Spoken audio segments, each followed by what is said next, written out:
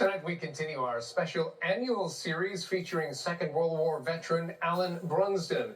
We've already learned about his time aboard the only Canadian ship to fight in the final battle against Japan late in the Second World War. Tonight, Allan continues his story and shares with us how he came home with painful memories that would take years to be diagnosed as PTSD. He is CTV's Sean Irvine.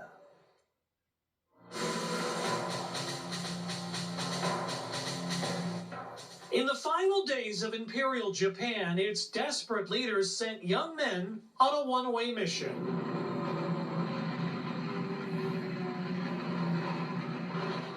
Suicide pilots targeted Allied ships, including the only Canadian vessel to serve in the Pacific theater at the close of the war. Allan Brunsden was aboard the HMCS Uganda when a kamikaze pilot appeared in his aircraft over the stern. On this day, Uganda's defenses failed. The pom-poms were supposed to be opening fire, and they didn't. In a moment of utter desperation, Allan witnessed an officer trying to take down the Japanese aircraft with his sidearm. When this kamikaze was coming alongside us, he's up there with his 45 shooting this little gun that's how close this kamikaze came to us. Wow. Amazingly, Uganda was not struck, but for Allan, the damage had already been done. His nerves were shot after endless months at sea. And I was beginning to think that we've been down there for so long, and it was in my mind that I'm not going to survive.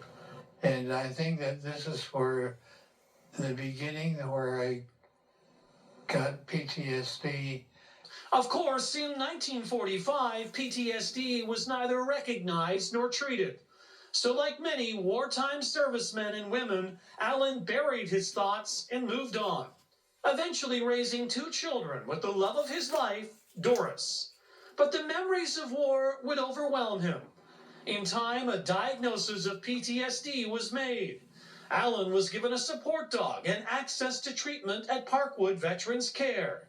His mind eased. This time of year is when I get very upset is not the word, but very uptight about it. Yeah. And I used to be ashamed of myself. I'm not ashamed now. It might be hard to imagine how a man who has lived almost a half a century is still impacted by a war so long ago. Allan is hopeful his story and his treatment will encourage younger combat veterans to find their own path to ease their PTSD. At the same time, he hopes Canadians remember the sacrifices of those who never had a chance to come home. November the 11th is a hard time for me.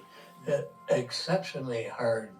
I think about I mentioned my friend Doug killed with the buzz bomb.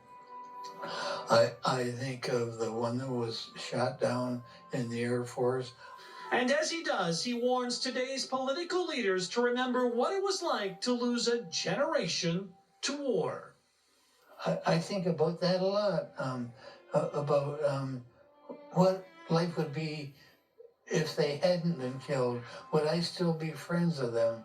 And I think that, it was useless. It was something that should never have happened.